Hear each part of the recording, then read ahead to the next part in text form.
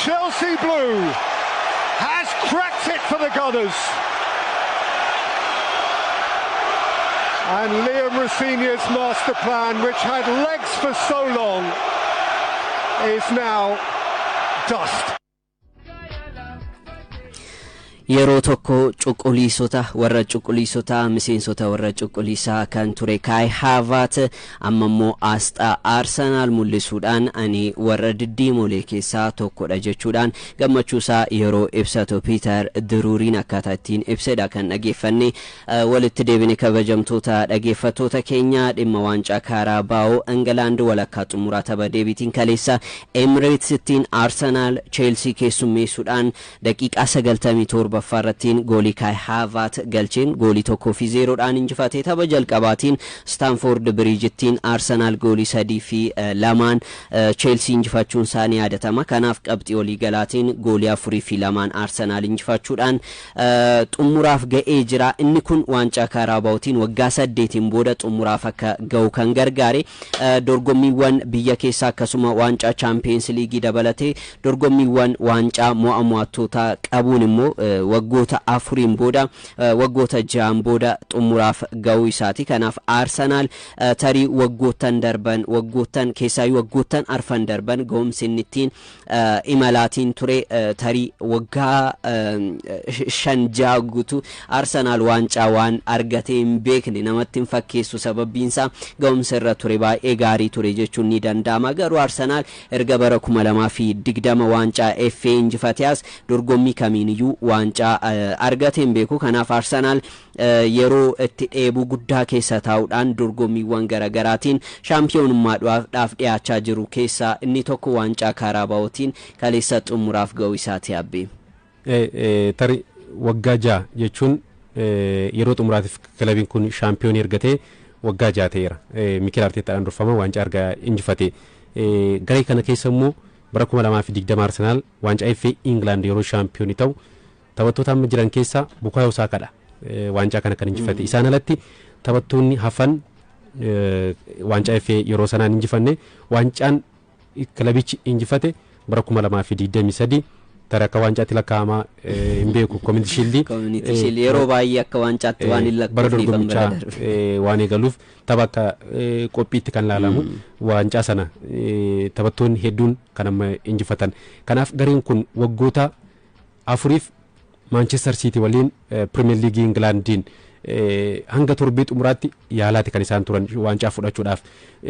Carraa argatanii ittiin fayyadamne Manchester Cityin ga'umsa addaa mul'isuudhaan waancaa walitti aansee fudhateera. Bara dorgommii darbeen yeroo Manchester City fi Arsenal dadhabanitti ammoo cimini Liverpoolis akkuma jirutti ta'e Liverpool waancaa fudhateera. Kanaaf bara dorgommii kana ammoo bara dorgommii Arsenal jedhamaati kan jiru. Taphattoota mallatteessifatee garee bal'aa filannoo taphattoota hedduu gareen qabu kun yeroo xumuraatiif Mikel Arteetaan waancaa Arsenal fiduudha kan isaan qaban. Waancaa Premier League England yookiin Champions League akka ta'e kaayyoon kilabichaas waancaa gurguddaa akka ta'edha kan beekamu. Garuu immoo amma Arsenal kaleessa Chelsea injifatee waancaa Carabao England kanaan xumuraaf darbuun illee hiikaa guddaadha kan qabu. Sababiinsaa tarii waancaa Carabaoodha jedhanii namoonni tuffatan jiraachuu danda'u. Garuu gareen kun waancaa afuriif morkachaati kan jiru Arsenal jechuudha. Kanaaf Chelsea injifattee xumuraaf yeroo darbitu waggoota hedduudhaaf gareen waancaan arganne kun taphattoota gidduutti shakkii uumaa. Kilaba biraa deemnee waancaa injifachuu dandeenya, kilaba kana keessatti waancaa injifachuu hin dandeenyu jedhanii yeroo itti of shakkan, yeroo xinxaltoonni kubbaa miilaallee yeroo kanatti Bukayo Saka, Gabriel Martinelli, Gabriel Magalhaes jechuuti, Saliba faa, Rice faa kilaba kana gadhiisanii kilaboota gurguddoo waliin waancaa injifachuu qabu. Seenaa kubbaa miilaa isaaniitiin yeroo umuriin isaanii darbiin jedhamaati kan ture. Akka Bruno Fernandes ta'uun qabaniiru Manchester United keessatti. Kanaaf xumuraaf ga'uun isaanii kaleessa deeggartoonni akkaataa isaan xumuratti taphattoota waliin gammachuu isaanii ibsachaatii turan. Taphattoonni yeroo Kayavas daqiiqaa 97 irratti goolii galchu taphattoonni teessoo jira turan Kalafioriin faa gammachuu isaanii dirree keessa fiiganii burraaqaa ittiin ibsachaatii turan. Hiikaa guddaadha kan qabu. Tokkummaa taphattootaa kan cimsu, shakkii taphattoota gidduu waancaa garee kana keessatti injifachuu hin dandeenyu jedhu sana kan hiikuu fi danda'u. xumuraaf yeroo darban waancaa afuriif morkachaati jiru akkuma sila kaase kanaaf taphoota Premier League England Champions League Europaatiin FA Englandiin dorgommiiwwan hafaniin taphattoota irratti kaka'umsa kan uumuu danda'u fedhii dabaluu danda'u xumuraaf darbuun isaanii Arsenal fiikaa guddaa qabeettee kaasuu kan dandeessudha shakkii ture sana kan hambisuu danda'u waggoota hedduudhaaf waancaa kanaan naannoo waggaa afurii marsaa kanaaf gaanii mo'atamaati kan isaan turan dorgommii darbe Emireetitti Newcastle United goolii 2-0 mo'atamanii akkaataan ittiin Champions League dhaan Paris Saint-Germain dhaan walakkaa xumuraatiif ga'anii hudoo tureetu jira jedhu warri faranjii hudoon kun akka biyya keenyaatti akkamittiin akka ibsamu naaf hin galu amantaa ta'ee jedhamee namarrattiin maxxanee sana amananii imaluu natti fakkaata amma Arsenal walakkaa xumuraa bira darbuu hin danda'u amantaa jedhutuun miseensa garee kana keessa jira jedhameetiin amanama jedhamaa ture abbe amma isa kana cabsanii jiru taphoota erga bara 2020 shaampiyoonii ta'e dorgommii mo'amtoota kamiin iyyuu kilaba kamirratti iyyuu goolii galchuudhaaf illee yeroo rakkatudha kan mul'achaatiin ture tarii tapha injifachuu miti goolii galchuun yeroo tulfaatedha kan ture amma garuu Chelsea waliin tapha jalqabaatiin goolii 3 galcheera goolii Garnacho lamaan itti soosoo danda'anii bifa sanaan harka kennanii turanii haa ta'u malee garuu kaleessa akkaataan isaan ittiin ittisan akkaataan isaan tapha keessattiin turan baay'ee ajaa'iba ture Arsenal akka durii kubbaa qabatee daqiiqaa hunda kubbaa waliin dabartuu hin filanne yeroo goolii hin galchinettiin tasgabbiidhaan kan isaan taa'atiin turanii Chelsea dhiibbaa uumuudhaan kan eegale abbe kana jechuun garee Arsenal sarara ittisa Arsenal tasgabbii dhorkuudhaan akka tapha Manchester United sana fakkaatti kan fudhatanidha kan fakkaatu Chelsea bifa sanaanii kan eegale haa ta'u malee garuu sararri ittisa sararri gidduu Arsenalis akka tapha sanaa kan jeeqameen turre bakka duwwaa to'atee taphachaadha kan inni ture sanarrattidha kan xiyyeeffate inuma gareen Luis Liam Rozenyi gareen Chelsea tooftaa tapha leenjisichi ittiin dhufuuf eeggaman irraa faallaa ta'aniiti gara tapha kanaa kan dhufan sararri ittisaa isaanii 5dha kan isaan godhan 5 jechuun akka kana dura Amorim baksiriidhaan taphatan sana wing backii fayyadamaadha kan isaan turan taphattoota winger ta'an yookiin immoo qarqararraan taphatan hedduu osoo qabanii sana caala garuu taphattoonni tapha kanaan bu'aa buusuu danda'an Rozenyiin taphattoota duubatti deebuudhaan taphachuu danda'an yeroo kubbaa qabanne gara fuulduraa deemuu danda'an yeroo ittisuu barbaanne immoo duubatti deebi'anidha jechuudhaan taphattoota sarara ittisaa 5 qabatanii kan seenanii qarqara lamaaniin Malo Gusto akkasuma Kukureeyaan turaniiru ittisa gidduu irrattiin taphattoonni center back ta'an 3dha kan qabatanii gara darree seenanii tarii kana kan godhaniif tooftaa taphaatiif qofa natti hin fakkaatu taphattoonni akka Garnacho Stevao taphattoonni qarqararra taphatan ga'umsa gaarii irrattiin hin argamanii Cole Palmer sarara gidduu irrattiin taphachuu kan danda'u gara qarqaraattis bahee taphachuu kan danda'u ga'umsa irrattiin argamu amansiisaa miti Pedro Neto fi Reece James tapha keessan turre garee kana keessan turre kanaaf gareen isaan qaban tooftaa taphaa kanaan akka taphatan kan isaan dirqamsiisedha kan natti fakkaatu garuu tooftaa taphaa isaanii kanarraa cimina Arsenaaliin dabaalamuudhaan kan bu'aa irraa argatan natti hin fakkaatu. Keessattuu tooftaa taphaa kan leenjisaa Chelsea Liam Rozenyi wal qabatee xiinxaltoonni kubbaa miilaa Redknapp akkasumas Shea Given faa taphattoonni duraanii Paul Merson faa leenjisaa kana qeeqaatti kan isaan jiran akkuma sila kaaste 3-5 kaleessa kan gara dirreessanii kana dura 4-2-3 kana Enzo Maresca garicha keessatti fayyadamaati kan isaan turan taphoota darbanii kaleessa garuu sana jijjiiraniiru tarii isaanis sababa qabu tooftaa taphaa isaanii kan ittiin jijjiiran taphattoonni sarara fuulduraa qarqara lamaan irratti taphachuu danda'an Jamie Gittens akkasumas immoo Pedro Neto taphattoonni filannoo jalqabaa kunneen lamaan sababa miidhamaattiin garichaan ala kan isaan turan garuu immoo taphattoonni isaan bakka bu'anii taphachuu danda'an tarii taphoota darbaniin ga'umsa baay'isa mul'isne Alejandro Garnacho ni jira Estevao tapha West Ham Unitediin rakkoo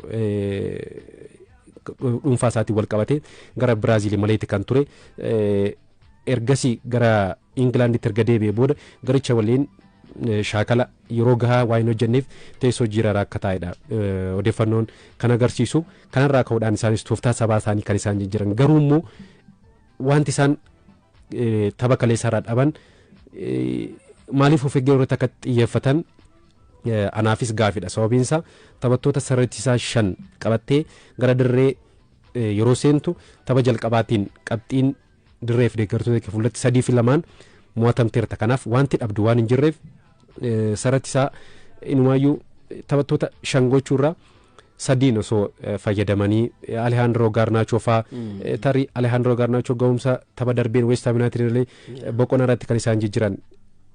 Garuu Cole Palmer sababni hanga daqiiqaa 60tti teessoo jijjiirara taa'e gaafii irratti kaasaati kan jiru leenjisicha. Fakkeenyaaf hanga isaan tooftaa taphaa isaanii taphattoota sarartisaa 5 fayyadamanii sana booda daqiiqaa 60 irratti gara kana duratti fayyadamuutti jijjiiraniiru gara 4-2-3-1 kan isaan jijjiiran.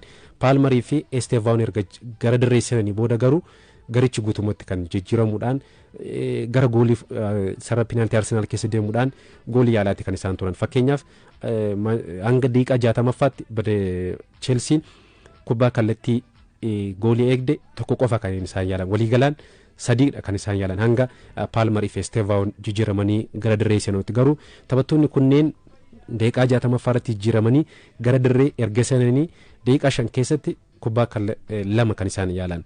Agam bu'aa qabeessa akka ta'an kan itti arginedha.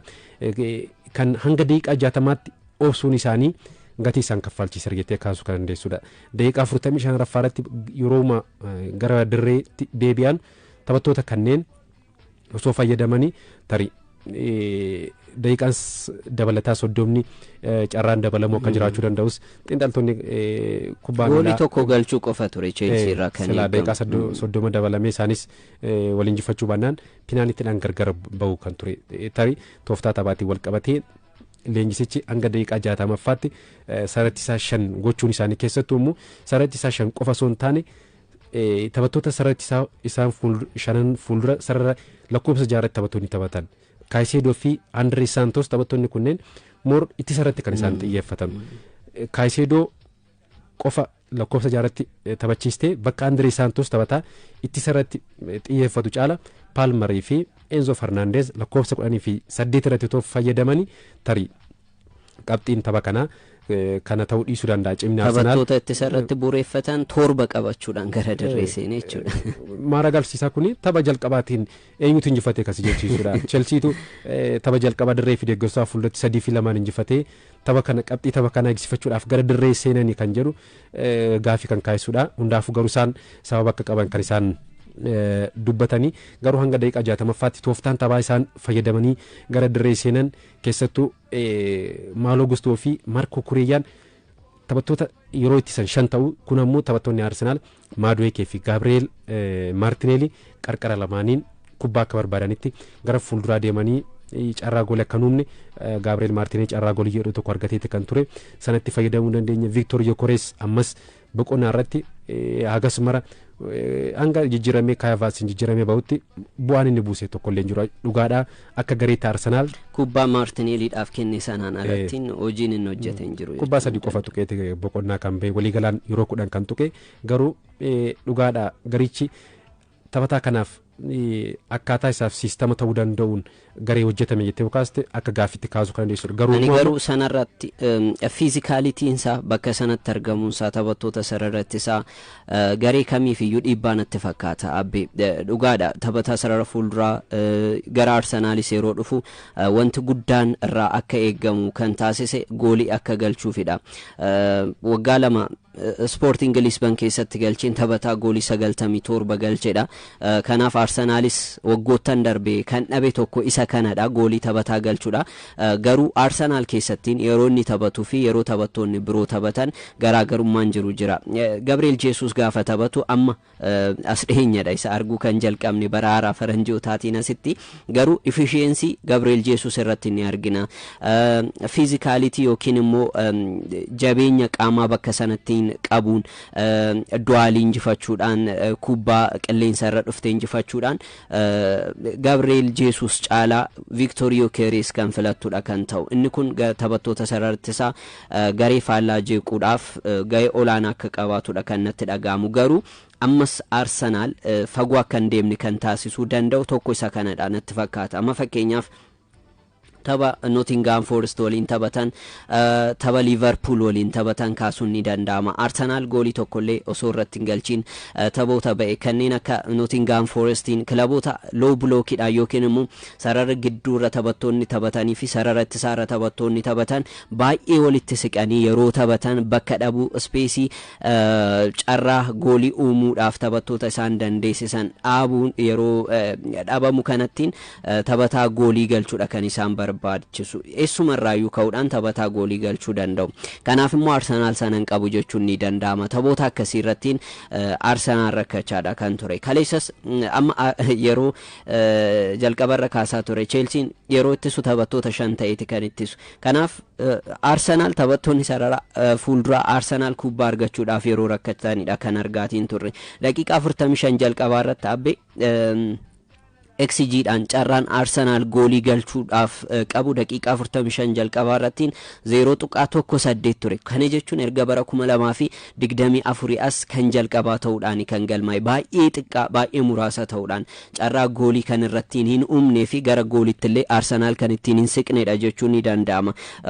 Garuu immoo ittisa Arsenal osoo hin jajiin ba'uun hin danda'amu. Tapha kanaan tarii tapha 20ffaadha kan isaan kaleessa taphoota 38 hanga ammaatti bara dorgommii kana dorgommii hundaan kan taphatan 38 guutee jira. Kana keessa tapha 20 irrattiin goolii tokkollee osoo hin keessummeessini kan ba'e Arsenal akka Awurooppaattiin kilaboota liigota gurguddoo Awurooppaa keessa jiran 5 keessa kilaba jalqabaati kan isa taasisu. Taphattoonni sararratti isaarra taphatan kanneen akka Gabriel Magalhaes, William Saliba bara dorgommii kana irra deddeebiidhaan yeroo miidhaman arginee jirra. Sadaasa 15 irraa eegalee tapha Brazil sanarrattiin miidhamuun Gabriel Magalhaes ji'a tokko oliif dirreedhaa isa fageessee ture. William Salibaan gara tapha 4 dirreedhaa fagaateeti kan ture. Kanaan alatti Julian Timber muddee tapha tokko dheengaddammoo tapha Kaayiraat waliin Champions League'dhaan taphatan irratti osoo taphatiin ba'uun isaanii yaadatama sababa miidhamaatiin. Pero Hinkaappeen taphataa bakki isaaf osoo hin ta'in Kaalaafiyooriidhaaf bakka kenname irratti sababa Kaalaafiyooriin miidhameef taphataa taphatudha. Dhugaadha squad depth'n garee bal'aa qabaachuun Arsenal kanaaf isa fayyadee ta'uu danda'a. Haa ta'u malee garuu yeroo Gabriel Magalhaes fi Salibaa miidhaman akkamittiin gareen Arsenal goolii keessummeessu akka jalqabe arginee jirra. Garuu ammas riikardii gaarii ittisa irratti qabuun tarii fagoo deemuu akka danda'udha kan namatti mul'isu. Raayaan yeroo hin taphanne taphoota akka kaleessaa irratti Kepa Arrizabalagaan ga'umsa gaariidha mul'isaa kan jiru. Amma dubbiin Arsenal akkuma Jamie Redknapp jedhe bara dorgommii kana ani Arsenal waancaa 2 yookiin 3 injifatee ni xumuraa jedhee jira. Jamie Redknapp taphataan duraanii Liverpool Tottenham tarii sana gochuu danda'a. Maaltu isa mudachuu danda'a kana booda tarii Champions League'n dorgommii addaati Premier League'dhaan dursaa jira. Karabaoodhaan xumuraaf ga'eera. Tarii City waliin walitti dhufuu danda'a. Waancaa FA wiigaa waliin kan taphatu maal eeguu dandeenya kana booda? Tarii waancaawwan 4 keessaa amma Premier League England ni fudhatettee tilmaamuun agas mara kan rakkisu miti jettee kaasuu kan dandeenyu. Sababiin isaa kilaboonni isa waliin waancaadhaaf morkachaati jiran Manchester City fi Aston Villaan ga'umsi isaanii mul'isaati jiran ga'umsa wal fakkaataatiin imalaatiin jiran. Dhugaadha Arsenaalis imalaatiin jiru. Garuu immoo bara dorgommii kana squad depth qabu irraa kaastee taphattoota filannoo hedduu gareen qabu kun waancaa Premier League England bara dorgommii kana fudhachuu ni fudhatettee tilmaama. Akka kiyyaatti nan tilmaama.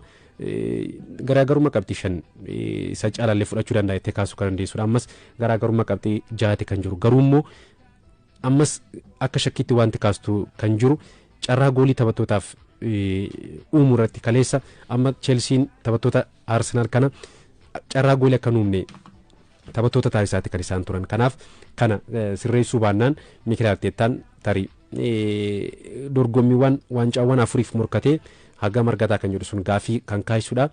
Garuu deemee waancaa Premier League England kan bara dorgommii kana Arsenal ni fudhatettee afaan guutee dubbachuu danda'an akka kiyyaatti. Sababiin isaa Manchester City'n akkam ga'umsa wal fakkaataatiin imalaatiin jiru. Amma torbee dilbata dhufu Liverpool Anfielditti kan morkatu tapha sanarraa qabxii argataa jettee dubbachuun ulfaataadha.